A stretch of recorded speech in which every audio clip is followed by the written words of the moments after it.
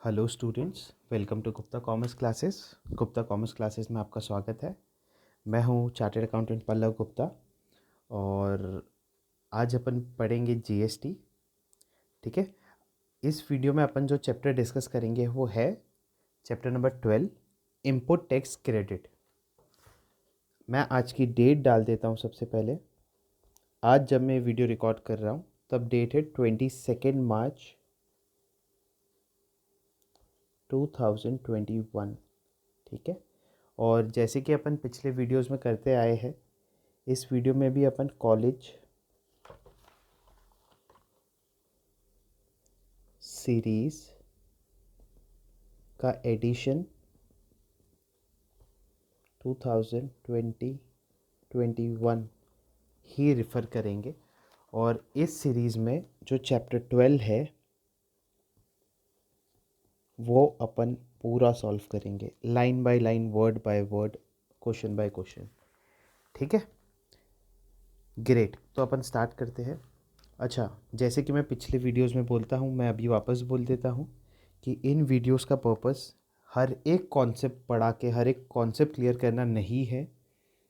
अपन concept सारे जब अपनी क्लास चल रही थी तब पढ़ चुके हैं। ये वीडियो का कॉन्सेप्ट सिर्फ और सिर्फ क्वेश्चंस, प्रैक्टिकल प्रॉब्लम्स, सिर्फ और सिर्फ प्रैक्टिकल प्रॉब्लम्स पे फोकस करना है और एक एक क्वेश्चन फॉर्मेट वाइज सॉल्व करना है ताकि आप लोग को हेल्प हो सके, आप लोग को समझ आए कि कैसे अपन प्रैक्टिकल प्रॉब्लम्स को डील करेंगे। ठीक है। Concepts upon in detail, in depth class में जब अपनी क्लास चल रही थी तब अपन डिस्कस कर चुके हैं। ग्रेट। ठीक है। देखो, क्वेश्चंस करने के पहले अपन ये एक बेसिक सा आइडिया ले लेते हैं कि आईटीसी मतलब क्या। What do you mean by input tax credit. जैसा कि अपन ने पढ़ा था, जब अपन माल परचेज करते हैं तब जैसे अपन ने 100 रुपये का माल खरीदा, ठीक है, तो जब खरीदा तो उस पर जीएसटी भी तो पे किया होगा ना, बराबर ना। सामने वाले ने बेचा, जब अपन खरीद रहे तो सामने वाले ने बेचा, तो 100 रुपये का माल उसने बेचा, पर 18 रुपये जीएसटी लगाया हुआ ना उसने उसके बिल में। तो अपन ने जब खरीदा तो 100 रुपये का माल अपन ने 118 रुपये में खरीदा, 118 रुपये में खरीदा। तो ये माल अगर ये माल अपन ये जो माल खरीदा है, अगर ये माल अपन प्रोडक्शन में यूज़ करते हैं, अगर अपन प्रोडक्शन या फिर इससे भी अच्छा वर्ड है further supply, further supply. Sir, further supply मतलब क्या? आगे बेचने के लिए जो खरीदा है माल, उसको बेचने बेचने के हिसाब से खरीदा है, तो अपन ने जो ये जीएसटी पे किया है इसका अपन लोग को क्रेडिट मिल जाता है। उस क्रेडिट को बोलते हैं इनपुट टैक्स क्रेडिट। ठीक है। अपन कॉन्सेप्ट्स में एकदम डीप में नहीं जाएंगे क्योंकि अपन कॉन्सेप्ट्स ऑलरेडी पढ़ चुके हैं। अपन फटाफट सम सॉल्व करना चालू करते हैं। जितने जितने सम्स में कॉन्सेप्ट्स आएंगे वो मैं आपको सब समझा दूंगा। ठीक है। चलो, क्वेश्चन नंबर 84 जो कि आपकी बुक में है, पेज नंबर 125 पे, उससे स्टार्ट करते हैं अपन। Question 84, page 125। जब भी अपन क्वेश्चन पढ़ते हैं अपन सबसे पहले देखते हैं क्वेश्चन पूछ क्या रहा है, पता तो चले पढ़े कैसे, क्वेश्चन क्या पूछ रहा है। तो अपन ने यहाँ पे देखा calculate the input tax credit, पूछ रहा है इनपुट टैक्स क्रेडिट बताओ और नेट लाइबिलिटी अंडर जीएसटी। बोल रहा है इनपुट टैक्स क्रेडिट बताओ और नेट लाइबिलिटी बताओ कि कितनी नेट लाइबिलिटी हमको पे करनी है। तो अपन ने यहाँ पे फॉर्मेट बना लेते हैं। अपन यहाँ लिखेंगे computation of input tax credit and net liability. Sir, ये इनपुट टैक्स क्रेडिट तो आपने समझा दिया, ये तो हमको इनपुट टैक्स क्रेडिट तो समझ आ गया, पर सर ये नेट लाइबिलिटी का मतलब क्या होता है? तो सर नेट लाइबिलिटी का मतलब होता है, अपन ने जो क्लास में एग्जाम्पल डिस्कस किया था आपको याद है तो, पेंसिल, सर अपन ने क्लास में डिस्कस किया था 100 - 30 = 70। आपको याद आ रहा होगा कि जब मैंने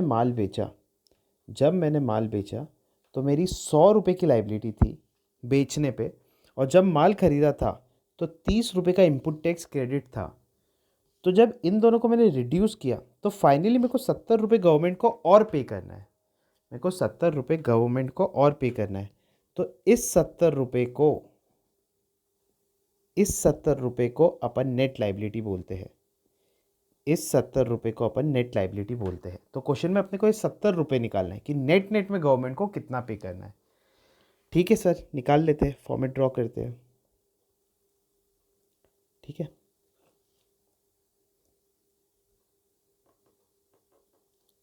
ओके ग्रेट, ये अपना फॉर्मेट आ गया। अपन लिखते हैं पर्टिकुलर्स और यहाँ पे अमाउंट। ठीक है, अपने को समझ आ गया, अपने को इनपुट टैक्स क्रेडिट निकालना है और नेट लायबिलिटी निकालनी है कि कितना भाई गवर्नमेंट को कितना पे करना है, ये अपने को निकालना है। अपने को समझ आ गया है, तो स्टार्ट करते हैं सर। कौन सा कलर ले, ये लो।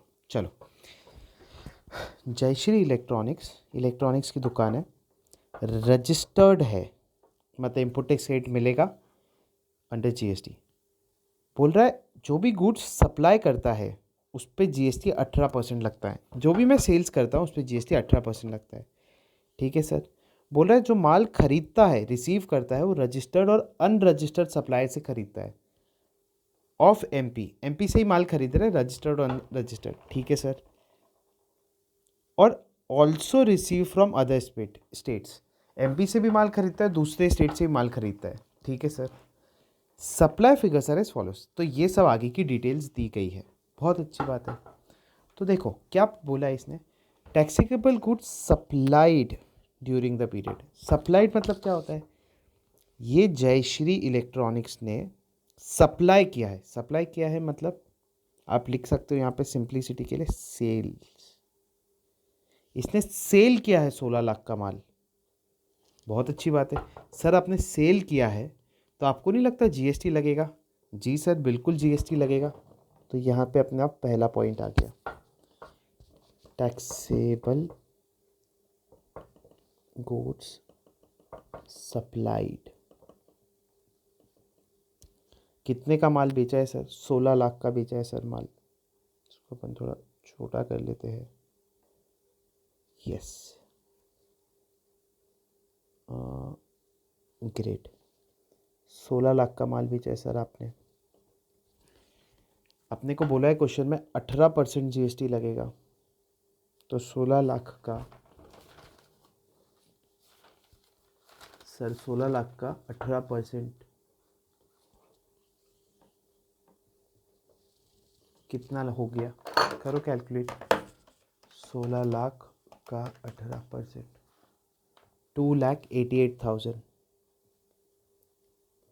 क्या है ये 2,88,000? ठीक है, जब मैंने माल बेचा तो मेरे को जीएसटी भरना पड़ेगा ना, ये आउटवर्ड जीएसटी है। अगर आप देखोगे तो ये जो अपने एग्जाम्पल में 100 रुपये था, ये 100 रुपये है 2,88,000। जो बेचे हुए माल पे जीएसटी भरना है वो है 2,88,000। ठीक है सर, समझ आ गया, 2,88,000 ये आउटवर्ड सप्लाई है, 2,88,000। आगे क्या बोल रहा है क्वेश्चन सेकेंड पॉइंट में? क्या बोल रहा है सेकेंड पॉइंट में? Goods received from registered person during the period 10 lakh. Registered person से माल खरीदा, रिसीव कब होगा अपने को? जब अपने खरीदा है माल, 10 लाख का माल खरीदा। ठीक है sir. GST charged by the registered dealer. तो सर क्या बोल रहा है, ये जब 10 लाख का माल खरीदा था तो उन लोग ने 1,25,000 का जीएसटी चार्ज किया था। 1,25,000 रुपये जीएसटी लगाया था, मतलब हमने 1,25,000 जीएसटी पे किया था। तो जब पे किया था तो इसका क्या मिलेगा मेरे को? Input tax credit. ये 1,25,000 का मेरे को इनपुट टैक्स क्रेडिट मिल जाएगा। थोड़ी जगह छोड़ के अपन लिखते हैं calculation of input tax credit. ठीक है, इसमें पहला पॉइंट रजिस्टर्ड डीलर्स, कितना अमाउंट है? 1,25,000। 1,25,000 का, ये 1,25,000 का मेरे को आईटीसी मिलेगा। ठीक है सर। आगे क्या बोल रहा है, goods purchase from unregistered supplier 3 lakh रुपए, अनरजिस्टर्ड सप्लायर से गुड्स परचेज किया 3 लाख रुपए का, tax paid as reverse charge. जब अनरजिस्टर्ड से मैंने माल खरीदा तो अनरजिस्टर्ड वाला तो टैक्स पे करेगा नहीं, तो ये बोल रहा है रिवर्स चार्ज में मैंने ही टैक्स पे कर दिया 54,000 रुपये का, 54,000 पे रिवर्स चार्ज पे मैं ही टैक्स पे कर चुका हूँ, पेड पास्ट टेंस है। तो सर मैंने टैक्स पे किया है परचेज पे, इसका भी तो इनपुट टैक्स क्रेडिट मिलना चाहिए ये 54,000 का। हाँ जी हाँ बिल्कुल मिलेगा। तो बी पॉइंट अनरजिस्टर्ड, क्या इसका इनपुट टैक्स क्रेडिट मिलेगा? जी सर बिल्कुल मिलेगा, 54,000 रुपये का 54,000 का इनपुट टैक्स क्रेडिट मिल जाएगा। आपको समझ आया क्यों मिला? क्योंकि जब मैंने माल खरीदा अनरजिस्टर्ड से तो रिवर्स चार्ज मैकेनिज्म में मैं गवर्नमेंट को जीएसटी पे कर चुका हूँ। तो मैं बोलूँगा ना भाई माल खरीदा तो जीएसटी पे किया ना, उसका क्रेडिट तो दो मेरे को, आईटीसी तो दो। तो गवर्नमेंट बोलेगी जी बिल्कुल आपने जीएसटी पे किया है तो आपको आईटीसी तो मिलना चाहिए। तो यहाँ पे अपन ने लिख दिया अनरजिस्टर्ड से 54,000 रुपये पे किया, उसका आईटीसी मिल जाएगा। ठीक है, आगे क्या बोल रहा है, good supplied from other states, other state दूसरे स्टेट से माल खरीदा 4 लाख रुपए का, अच्छी बात है sir. Tax charged bye dealers of other states, मतलब जो ये 4 लाख का माल खरीदा, जो ये 4 लाख का माल खरीदा सर, उस पर उन्होंने 66,000 रुपये टैक्स चार्ज किया। तो 4 लाख की जगह मैंने 4,66,000 रुपये पे किया। तो क्या ये 66,000 का इनपुट टैक्स क्रेडिट मिलेगा? हाँ जी हाँ बिल्कुल मिलेगा। अदर स्टेट्स, तो 66,000 रुपये का इनपुट टैक्स क्रेडिट मिल जाएगा। आगे क्या बोल रहा है, क्लोजिंग स्टॉक 5 लाख। तो क्या क्लोजिंग स्टॉक का जीएसटी से कोई मतलब है? बिल्कुल नहीं है स्टूडेंट्स। क्लोजिंग स्टॉक होता है उस पर ना ही हमको आईटीसी मिलता है, ना ही उसके होने नहीं होने पे जीएसटी लगता है, कोई फ़र्क नहीं पड़ता। ये इन्फॉर्मेशन अपने को समझ आना चाहिए, क्लोजिंग स्टॉक की इन्फॉर्मेशन कोई काम की नहीं है, यूज़लेस इन्फॉर्मेशन है, कंफ्यूज करने के लिए दी है। क्लोजिंग स्टॉक कितना है उस पर जीएसटी पे कोई फ़र्क नहीं पड़ता। क्लोजिंग स्टॉक ना ही हमने खरीदा है ना ही हमने बेचा है, जब खरीदा होगा तब आईटीसी ले लिया होगा, और अभी बिका तो है ही नहीं माल तो जीएसटी तो लगेगा ही नहीं, इसलिए ये डेटा का कोई काम नहीं है। आगे बोला इनपुट टैक्स क्रेडिट निकालो और नेट लायबिलिटी निकालो। तो सर आप इसका टोटल मार दोगे तो टोटल आईटीसी आ जाएगा। इन तीनों चीज़ों को अपने को टोटल मारना है, करो मेरे साथ। 1,25,000 प्लस 54,000 प्लस 66,000 क्या आया सर? 2,45,000, 2,45,000। ठीक है, टोटल आईटीसी आ गया। तीसरा नेट लाइबिलिटी, ये सब तो ठीक है, एक बिजनेसमैन बोलेगा ये सब तो ठीक है, मेरे को तो बताओ नेट नेट में मेरे को कितना पैसा देना है। तो हम बोलेंगे देख भाई, तूने जब माल बेचा तो 2,88,000 रुपीज़ कि उस पर लाइबिलिटी है, तो को 2,88,000 रुपीज़ पे करना था माल बेचा तो, पर जब तूने माल खरीदा तो 2,45,000 तो ऑलरेडी पे कर चुका है, तो बचा हुआ जितना भी है उतना पे कर दे, वो नेट लाइबिलिटी है तेरी। तो करो 2,88,000, 2,88,000 माइनस जो अपन परचेज पे कर चुके हैं 2,45,000, क्या आया आपका आंसर? 43,000 नेट लाइबिलिटी है। क्या है नेट लाइबिलिटी सर? 43,000। अपने को मार्क्स किस किस चीज़ के मिलेंगे? तो सर मार्क्स अपने को टोटल आईटीसी पूछा था इसके मिलेंगे, और नेट लाइबिलिटी के मार्क्स मिलेंगे, इन दो चीज़ों के अपने को मार्क्स मिलेंगे। आंसर चेक कर लेते हैं। आंसर देखो सर, 2,45,000 मैच होता है अपना, और 43,000 भी मैच होता है।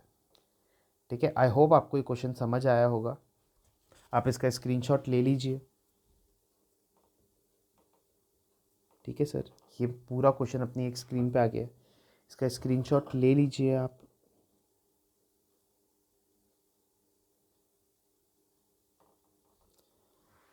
आई होप आपने वीडियो पॉज करके स्क्रीनशॉट ले लिया या फिर नोट कर लिया है ना? चलो इफ़ यू वांट मैं इसको क्लीन कर देता हूँ तो आपको बढ़िया तरीके से दिख जाएगा।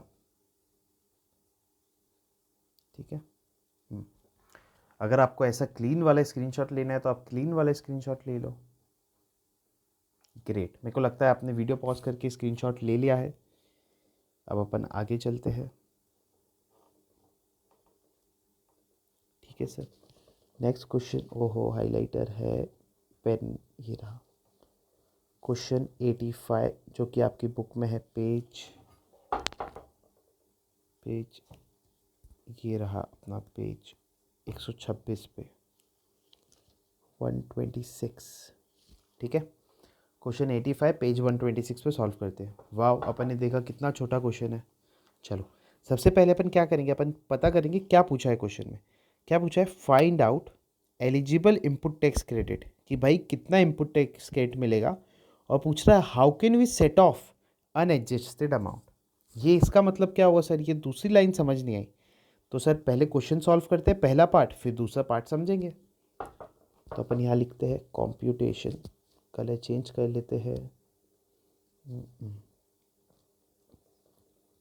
कॉम्प्यूटेशन ऑफ, क्या पूछ रहा है, इनपुट टैक्स क्रेडिट ITC, और फॉर्मेट ड्रॉ कर लेते हैं।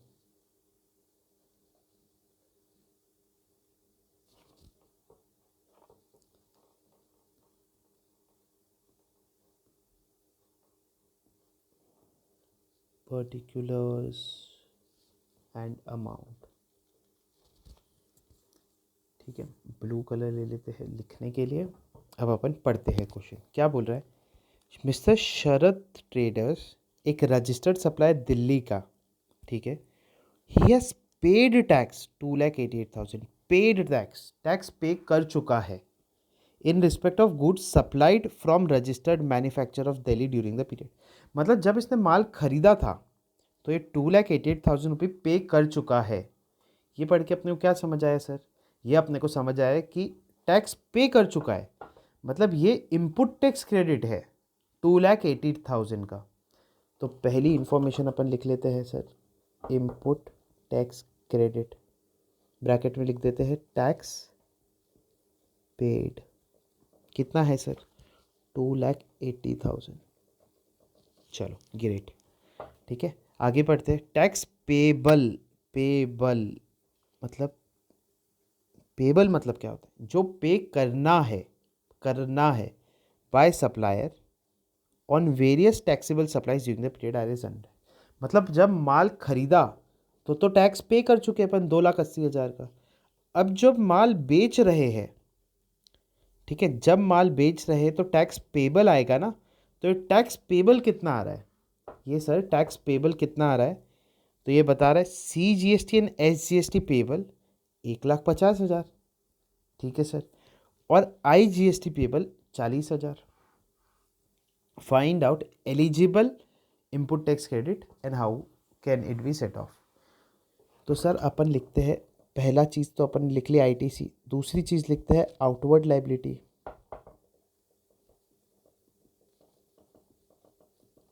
या फिर इसी को बोल सकते हैं liability on sales.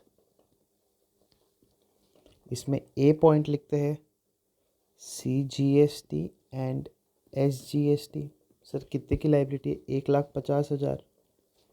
B point लिख देते हैं इंटर स्टेट, 40,000 की लाइबिलिटी है। टोटल लाइबिलिटी कितना है, 1,90,000। तीसरा पॉइंट अपन लिखेंगे नेट लाइबिलिटी। अब आप समझो क्या हो रहा है क्वेश्चन में, ठीक है, क्या हो रहा है क्वेश्चन में।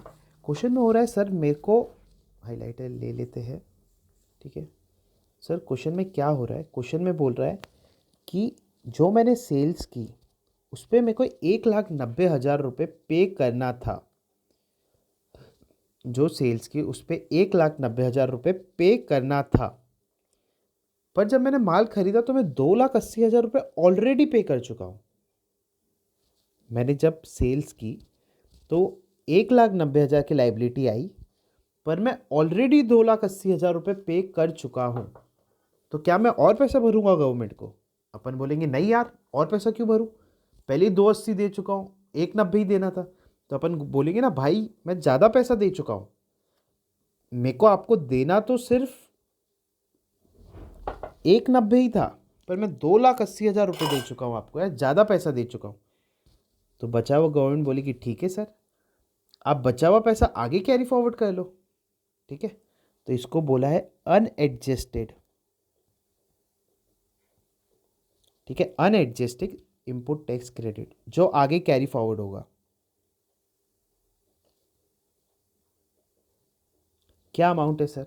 2,80,000 है, सॉरी 1,90,000 की मेरे को देना था, पर मैं दे चुका हूँ 2,80,000, ज़्यादा दे चुका हूँ, तो मेरी नेट लाइबिलिटी नेगेटिव हो जाएगा 90,000 से।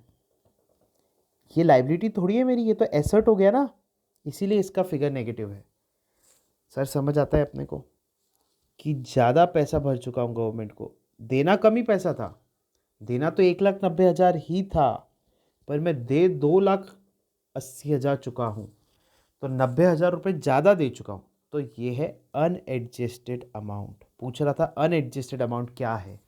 अनएडजस्टेड, एडजस्ट नहीं हुआ, तो वो है 90,000 रुपये।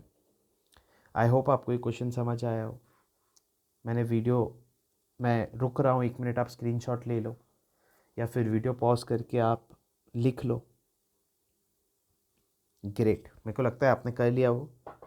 ठीक है, चलो नेक्स्ट पेज पे चलते हैं। Question 86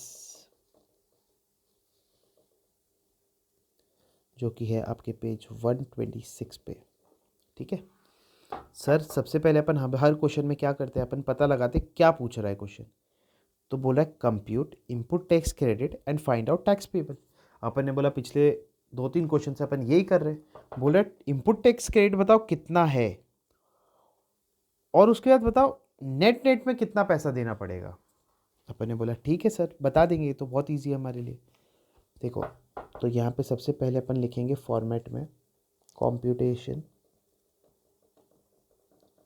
of ITC and tax payable. ठीक है सर, ये लिख लिया हमने। ठीक है, अब करेंगे अपन फॉर्मेट। ये फॉर्मेट बनाया, ठीक है सर, फॉर्मेट बन चुका है।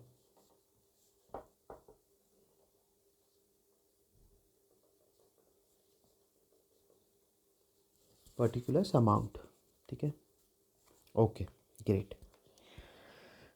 पढ़ते हैं question. Vidhi apparel supplied taxable goods for 40 lakh. Supplied मतलब सेल्स किया, यहाँ पे लिख लो, सोल्ड लिख लेते हैं। अगर आपको सप्लाइड नहीं समझ आता है तो सोल्ड लिख लो, पर एग्जाम में वो सप्लाइड ही देगा। अपने को सप्लाइड पढ़ के समझ आना चाहिए कि सोल्ड बोल रहा है। उसने सप्लाई किया 40 लाख का माल दिसंबर के महीने में। ठीक है, दिसंबर के महीने में सप्लाई किया। GST rate for readymade garment is 5%। Sir 5% का रेट है, बहुत ईजी है। 40 लाख रुपए का माल सप्लाई किया, 5% रेट था, मल्टीप्लाई कर देंगे तो आ जाएगा कितना पेबल है। और आगे बोल रहे हैं, चलो पहले आउटवर्ड लाइबिलिटी निकाल लेते हैं, या फिर लाइबिलिटी ऑन सेल्स। कितना है सर? 40 लाख का माल बेचा, उस पर 5% GST लगना चाहिए। तो निकालो सर, 40 लाख का 5%, 2 लाख रुपए। 2 लाख रुपए मेरी आउटवर्ड लाइबिलिटी है, इसी को बोलते हैं लाइबिलिटी ऑन सेल्स। अब बोल रहा है फॉलोइंग इनपुट टैक्स, ओहो, following input tax was paid on inward supply. जब हमने माल खरीदा था तो ये सारा अमाउंट हमने पे किया था। हमने बोला ठीक है, इससे हमको इनपुट टैक्स क्रेडिट निकालने में मदद मिलेगी। तो यहाँ पे लिख दो कॉम्प्यूटेशन ऑफ ITC। जैसे जैसे आते जाएगा लिखते जाएंगे। स्टूडेंट्स, ये जो अमाउंट है ना, ये ITC का अमाउंट है। ठीक है, ये अपने को समझ आना चाहिए, क्योंकि यहाँ लिखा है फॉलोइंग ITC वॉज पेड, इतना इनपुट टैक्स क्रेडिट पे किया है। तो सबसे पहला point, fabric use for manufacturing dresses. Sir जो ड्रेसेस बनाई थी उसमें जो कपड़ा लगा था वो कपड़ा जब खरीदा था तो 50,000 रुपये का टैक्स भरा था, तो क्या इसका इनपुट टैक्स क्रेडिट मिलेगा? क्या कपड़ा जो ड्रेस बनाई उसमें यूज़ हो रहा है? जी हाँ, बिल्कुल हो रहा है। तो सिंस कपड़ा ड्रेस बनाने में यूज़ हो रहा है, तो इसलिए उस पर जो टैक्स पे किया था उसका इनपुट टैक्स क्रेडिट भी मिलना चाहिए। ठीक है सर, अपने को समझ आता है। तो अपने यहाँ पे लिखते हैं फैब्रिक यूज्ड, उस पर कितना 50,000 रुपये का मैंने टैक्स भरा था, उसका इनपुट टैक्स क्रेडिट मिलेगा। ठीक है सर। अगला बोल रहा है पैकिंग मटेरियल यूज्ड। तो क्या पैकिंग मटेरियल यूज़ किया था वो फाइनल जो कस्टमर को अपन प्रोडक्ट दे रहे हैं उसमें काम आ रहा है? हाँ जी हाँ, बिल्कुल काम आ रहा है, इसलिए उसका भी क्रेडिट मिलेगा। Packing material 8,000। तीसरा point sir, fabric destroyed due to heavy rain. यहाँ पे लिखते थे फैब्रिक डिस्ट्रॉयड। सर ये आपका फैब्रिक मतलब कपड़ा डिस्ट्रॉय हो गया, बारिश बहुत आई उसकी वजह से। तो क्या ये हमने माल कस्टमर को बेचा? क्या ये 7,000 रुपये का माल कस्टमर को बेच 7,000 रुपये जिस पे आईटीसी पे किया था, वो क्या आपने कस्टमर को बेचा? नहीं सर, वो तो डिस्ट्रॉय हो गया, तो बेचेंगे कैसे? इसीलिए उसका कोई आईटीसी नहीं मिलेगा। NIL। जो आपने माल कस्टमर को बेचा ही नहीं, उसको जब खरीदा था, मतलब कस्टमर को नहीं बेचा, मतलब आप ही फाइनल कंज्यूमर हो। कभी भी फाइनल कंजम्पशन पे आईटीसी नहीं मिलता। आईटीसी तभी मिलता है जब अपन आगे बेचने के लिए माल खरीद रहे। सिंस ये माल डिस्ट्रॉय हो गया इसलिए आगे बिका ही नहीं माल, तो इसका आईटीसी नहीं मिलेगा। अपने इन डिटेल कॉन्सेप्ट पढ़ रखा है क्लास में, आई होप आपको रिवाइज हो गया होगा। जो माल आगे बेचा ही नहीं उसका कोई आईटीसी नहीं मिलता। सर आप जब डेयरी मिल्क खरीद के खाते हो तो आप बेचने के लिए थोड़ी खरीदते हो, डेयरी मिल्क खाने के लिए खरीदते हो, इसीलिए आपको कोई आईटीसी नहीं मिलता, इसलिए अपन लोग आईटीसी नहीं ले सकते। उसी हिसाब से ये माल डिस्ट्रॉय हो गया, ये फैब्रिक डिस्ट्रॉय हो गया, तो क्या ये आगे बेचा? नहीं सर, माल डिस्ट्रॉय हो गया तो आगे कैसे बेचेंगे? तो आप ही ने माल खा लिया ना, मतलब आप ही की यहाँ पे डिस्ट्रॉय हो गया ना माल, आगे तो बेचा ही नहीं आपने माल, तो आईटीसी क्यों मिलेगा? तो इस पर आईटीसी नहीं मिलेगा, इसीलिए हमने लिखा नील। ये पॉइंट समझ आना चाहिए आपको सर। ठीक है, आई होप क्लियर है। आगे चौथा point, goods used for repairing the showroom building. Building building sir, building के लिए debited to profit and loss account. Repair किया बिल्डिंग के लिए, तो सर यहाँ पे लिख दो सबसे पहले रिपेयरिंग बिल्डिंग।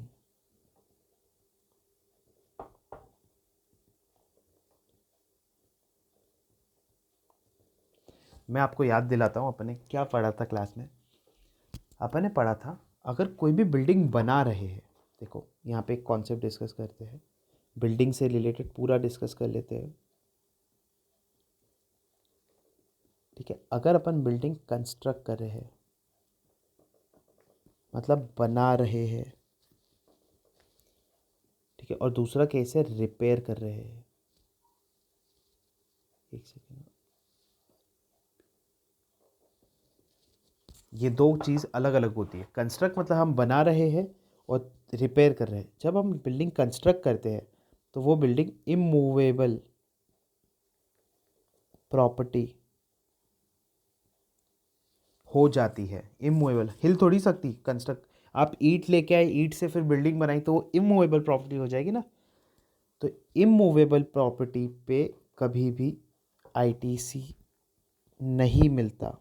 अगर आपने बिल्डिंग कंस्ट्रक्ट किया है तो वो इमूवेबल प्रॉपर्टी हो जाती है, उस पर आईटीसी नहीं मिलता।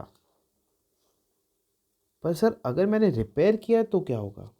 तो सर आपने जब रिपेयर किया है तो पहले से बिल्डिंग इमूवेबल है, उस पर आपने रिपेयर किया, ये रेगुलर खर्चा है, ये फिक्स्ड खर्चा नहीं है। हर साल रिपेयर कराना पड़ता है, हर 2-3 साल में हमको पेंट कराना पड़ता है, हर 1-2 साल में बिल्डिंग पुरानी हो जाती है तो थोड़ा रिपेयर कराना पड़ता है, स्विच बोर्ड टूट जाते हैं, जो भी रिपेयर कराना पड़ता है। तो इससे इमूवेबल प्रॉपर्टी का कोई ताल्लुक नहीं है, कोई रिलेशन नहीं है, तो इसका आईटीसी मिल जाता है।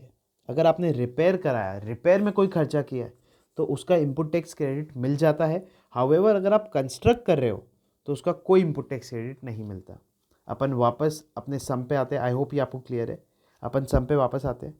अपने सम में क्या बोला है सर? अपन कंस्ट्रक्ट कर रहे हैं या फिर रिपेयर कर रहे हैं? यहाँ पे लिखा है रिपेयर कर रहे हैं।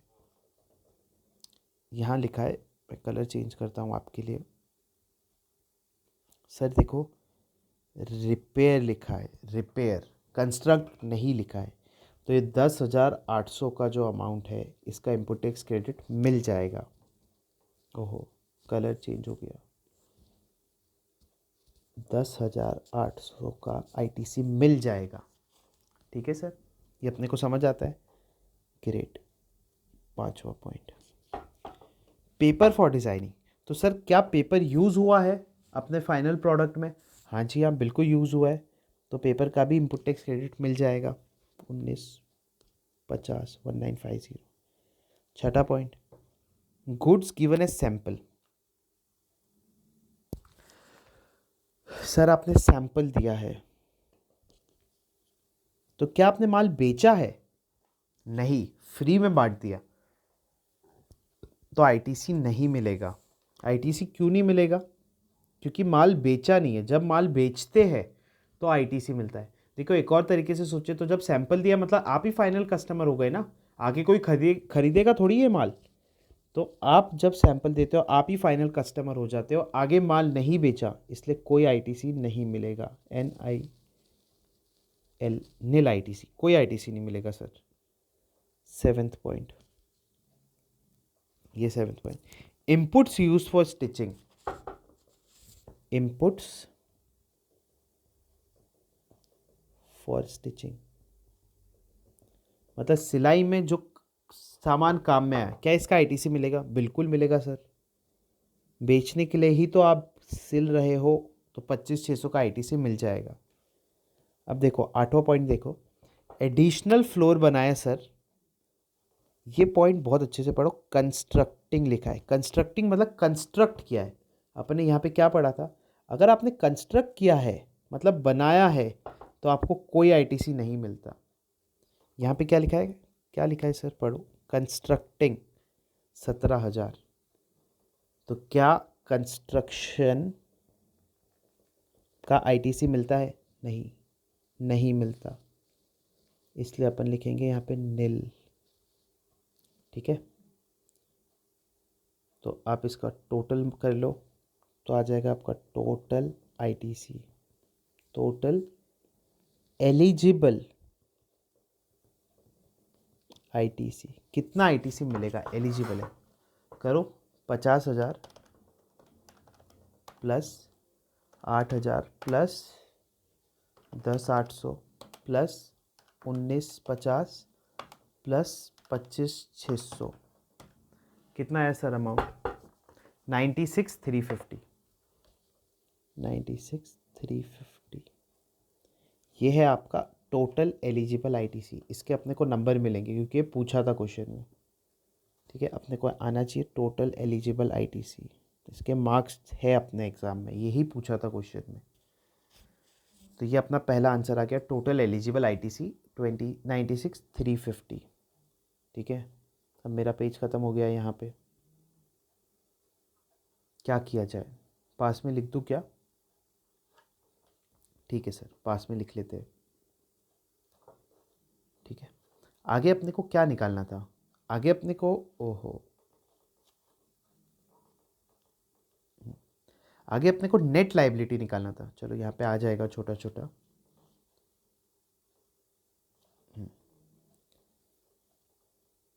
Tax payable, oh my God. देखो चलो लिख देते हैं टैक्स पेबल। आप बताओ मेरे को सर, मैं आपको नहीं बताऊंगा, आप मेरे को बताओ।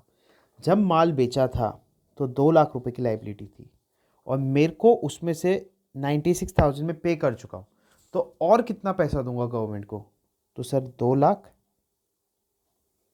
भरना था, माइनस 96,350 में भर चुका हूँ ऑलरेडी, तो और कितना देना है? करो 2 लाख माइनस 96,350, आंसर आया 1,03,650, 1,03,650, 1,03,650। आई होप आपको ये समझ आ रहा है।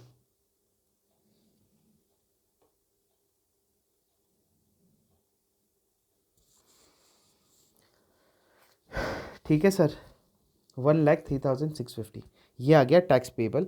अपने को पूछा था आईटीसी निकालो और टैक्स पेबल निकालो, अपन ने दोनों निकाले। चलो आंसर चेक करते हैं। आईटीसी 96,350, अपना भी ये आ गया 96,350, और टैक्स पेबल 1,03,650, अपना भी ये आ गया। ठीक है, तो देख लो आप। आई होप आपको ये आंसर समझ आया। मैं रुकता हूँ, आप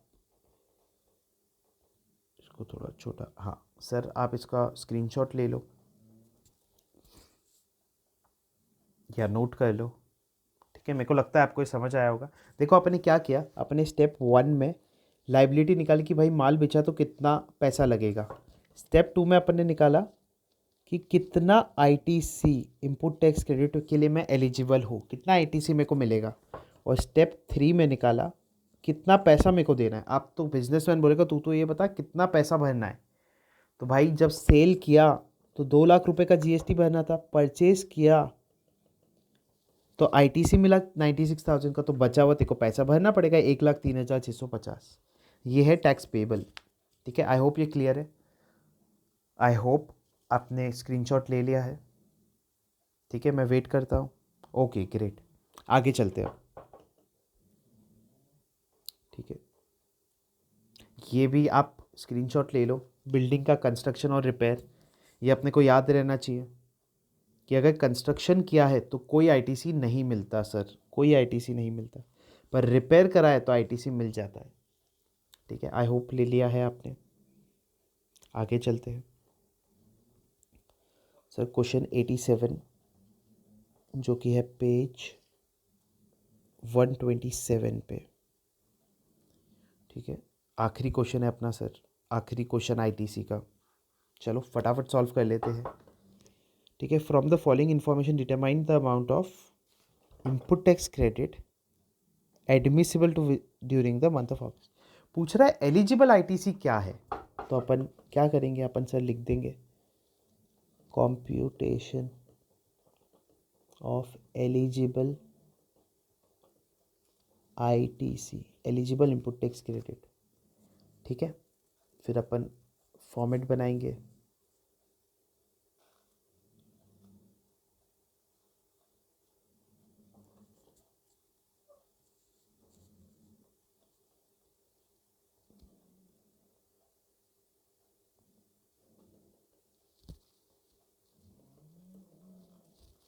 पर्टिकुलर्स और अमाउंट, ग्रेट। चलो 87 from the following information determine the amount of ITC admissible to Vishal traders during the month. बोल रहा है एलिजिबल आईटीसी बताओ। हमने बोला ठीक है सर बता देते हैं। पहला point, goods purchase from unregistered person. अच्छा चलो एक पहले बात ये समझ लो, ये जो अमाउंट दिया ना डायरेक्ट आईटीसी दे रखा है, ये कितना टैक्स पे किया अपन ने वो दे रखा है, उससे अपने को निकालना है। ठीक है, तो जब हमने अनरजिस्टर्ड पर्सन से पे किया तो हमने रिवर्स चार्ज में टैक्स पे किया और 25,000 रुपये मैंने टैक्स पे कर दिया। तो क्या मैंने परचेजेस पे जब टैक्स पे किया तो इसका आईटीसी मिलता है? जी हाँ, भले आरसीएम पे करो या कैसे भी पे करो, परचेज पे आपने कोई टैक्स पे किया है तो उसका आईटीसी मिलता है। तो परचेज अनरजिस्टर्ड, तो इसका आईटीसी मिलेगा 25,000 रुपये का। ठीक है सर, एक चीज़ समझ आ गई। दूसरी चीज़, goods purchase from registered person, tax has been deposited by the supplier. Sir registered person से हमने गुड्स खरीदा और टैक्स सामने वाले ने डिपॉजिट कर दिया है, टैक्स डिपॉजिट कर दिया है। अपन ने पढ़ा था आईटीसी की कंडीशंस में कि जब तक सामने वाला टैक्स डिपॉजिट नहीं करता तब तक अपने को कोई आईटीसी नहीं मिलता। यहाँ पे अपने क्वेश्चन में साफ साफ लिखा है कि भाई रजिस्टर्ड पर्सन से मैंने माल खरीदा और उसने डिपॉजिट कर दिया है, तो मेरे को आईटीसी मिल जाएगा 68,000 का। बहुत अच्छी बात है। ठीक है, तीसरा point, inward supply of goods not to be used for business purposes. ये नॉट वर्ड इंपॉर्टेंट है सर, नॉट वर्ड। ये जो नॉट वर्ड है क्या बोल रहा है, हमने माल खरीदा पर ये हम बिजनेस के लिए यूज नहीं कर रहे, तो आईटीसी कब मिलता है? अपन ने इतनी सारी पढ़ाई की, आईटीसी कब मिलता है? सर आईटीसी तब मिलता है जब जो माल खरीदा उसको आपको वापस बेचना है, मतलब वापस बिजनेस में यूज करना है, तो ही आईटीसी मिलता है। तो क्या आप माल को बिजनेस में यूज ही नहीं कर रहे हो फिर भी आईटीसी मिल जाएगा? तो सर आईटीसी बिल्कुल भी नहीं मिलेगा। नॉट यूज्ड इन बिजनेस, तो आईटीसी बिल्कुल नहीं मिलेगा।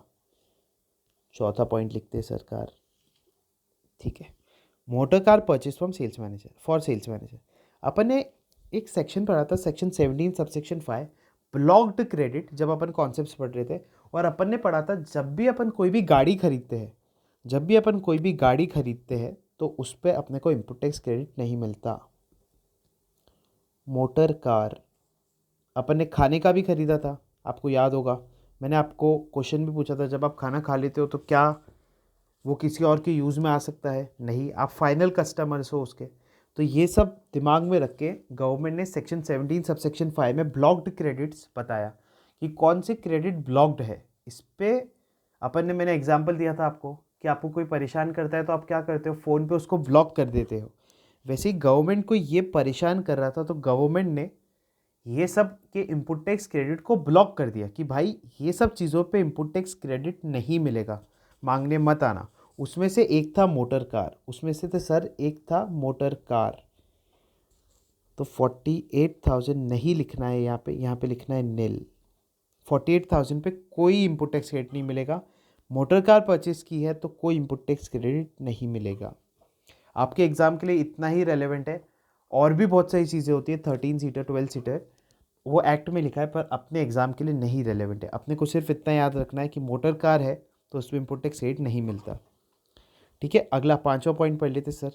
Goods purchase against valid invoice but tax has not been deposited by supplier.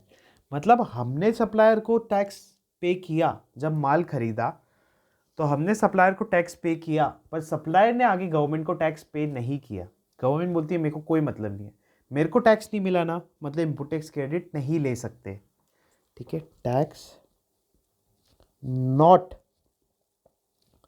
Deposited by supplier. तो क्या आपको इनपुट टैक्स क्रेडिट मिलेगा? नहीं जी नहीं, सप्लायर ने डिपॉजिट नहीं किया तो आपको कैसे मिल जाएगा इनपुट टैक्स क्रेडिट? अपन ने इनपुट टैक्स क्रेडिट जब पढ़ा था तो कंडीशन डिस्कस की थी कि सप्लायर जब तक टैक्स डिपॉजिट करेगा, उसके डिपॉजिट करने के बाद ही अपने को इनपुट टैक्स क्रेडिट मिलेगा। तो यहाँ पे लिख दो टोटल एलिजिबल या फिर admissible ITC input tax credit कर लो सर। टोटल 25,000 प्लस 68,000, तो आंसर आया आपका 93,000। ठीक है, 93,000 एलिजिबल है। आंसर चेक कर लेते हैं अपन।